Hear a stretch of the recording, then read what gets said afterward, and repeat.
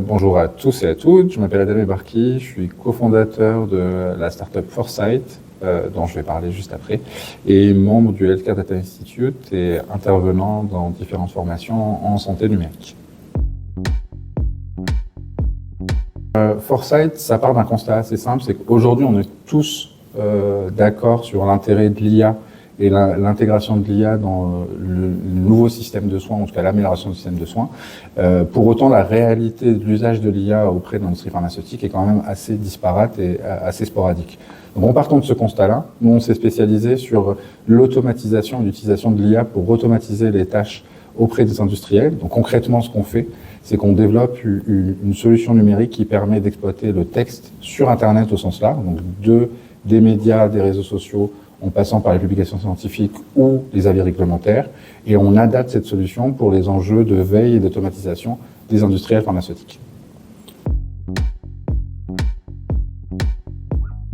En fait, aujourd'hui, on parle de Foresight Data Agency, mais en parallèle, on a aussi lancé Foresight Data Publishing, qui est notre maison d'édition, qui vise tout autant que Foresight Data Agency à intégrer l'IA dans l'usage de l'écosystème santé, de l'industrie pharmaceutique aux professionnels de santé.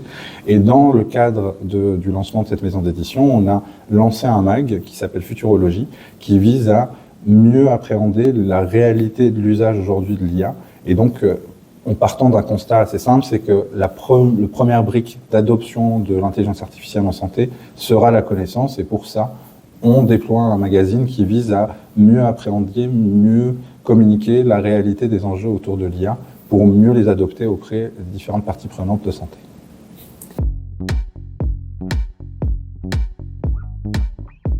Alors, d'un côté, la data a toujours été au cœur de l'industrie pharmaceutique et des stratégies médico-marketing. C'est pas une nouveauté en soi. La nouveauté importante, c'est les approches méthodologiques et les nouvelles typologies de données. Je pense aux données non cliniques, à l'usage de l'IA pour extraire de nouvelles types de données. Aujourd'hui, on est au tout début de l'impact réel sur les stratégies médico-marketing. Je pense notamment qu'aujourd'hui, dans les processus internes des industriels, on a de plus en plus d'intégration de données non cliniques, on fait de plus en plus d'exploitation des réseaux sociaux, par exemple, qui vont avoir un impact sur le positionnement de programmes patients et de stratégies médico-marketing. Donc, il y a une réalité aujourd'hui de l'adoption de ces nouvelles données non cliniques, mais pour autant, on reste au tout début de cette vague.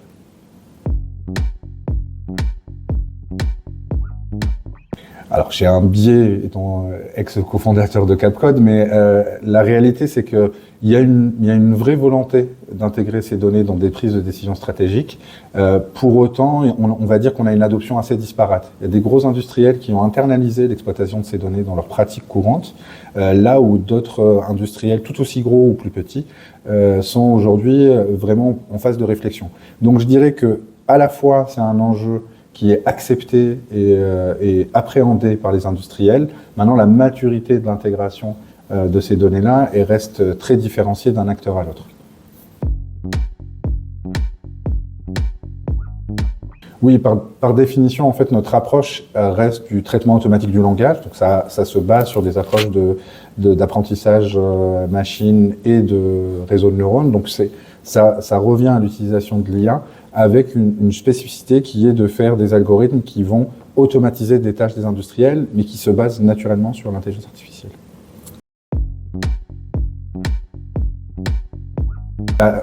On a construit en fait Foresight avec une volonté d'avoir une dimension internationale dès le début.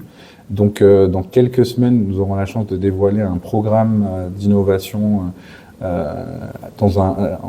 collaboration entre la France et un autre pays sur l'intégration de l'IA dans les approches des industriels pharmaceutiques. Donc ça, c'est une première brique. On a aussi de nouvelles productions de contenu. Je pense notamment au numéro 2 de Futurologie, qui sera autour de la désinformation santé, qui est un enjeu de santé publique dont on a beaucoup porté le sujet depuis quelques années maintenant. Et puis, on a normalement des collaborations avec des industriels qui vont être communiquées en externe pour démontrer l'intérêt de l'approche basée sur l'automatisation des processus internes.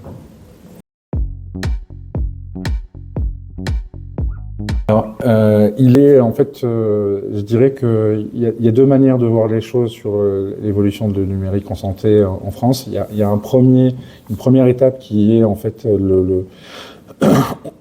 l'accord de principe de tous les acteurs sur l'intérêt d'intégrer, de repenser notre système de soins en intégrant ces éléments-là. Je pense notamment à la position des institutionnels. Aujourd'hui, l'évaluation des dispositifs médicaux innovants sont cadrés, on a des cadres réglementaires qui ont évolué. Pour autant, en France et en Europe en général, on est encore au tout début de la vague. Donc je dirais qu'on a une évolution qui est extrêmement importante, qui est aussi régalienne, réglementaire, ce qui est un élément extrêmement favorisant l'exploitation de la santé numérique, mais qu'aujourd'hui on a beaucoup de pas à faire pour avoir des acteurs qui vont scaler à l'Europe notamment et avoir une filière de la e-santé qui soit plus performante au sens plus économique. Alors, si tu étais un livre, Je choisirais L'étranger d'Albert Camus, parce qu'il cite notamment le village d'origine de mon papa. si tu étais un réseau social, tu serais? Twitter, mais je parle de Twitter et pas X. Je suis assez nostalgique de l'âge d'or de Twitter. Si tu étais un hashtag, tu serais? Je dirais Club Digital Santé, CDS. Si tu étais un site web santé, tu serais? Futurologie, le mag, parce que j'ai un biais personnel dessus. Si tu étais un objet connecté santé, tu serais? Connectine, parce qu'on l'a développé il y a quelques années. Si tu étais une application santé, tu serais? Moi, je dirais Santé d'Apple, qui est pour moi la plus performante. Si tu étais une start-up e-santé en dehors de la tienne, tu serais? Je dirais Okin, parce que je trouve que c'est pas mal ce qu'ils font pour développer des nouvelles approches d'IA appliquées en données cliniques. Si tu étais une innovation santé, tu serais? J'aurais rêvé d'être le vaccin à ARN messager. Et si tu étais un lieu symbolisant l'innovation santé, tu serais? J'aurais dit Future Forker, parce que j'y suis souvent. Et si tu étais une star du digital, tu serais? Je dirais peut-être Stanislas, le CEO de Doctolib, qui est pour moi un des précurseurs sur la santé numérique.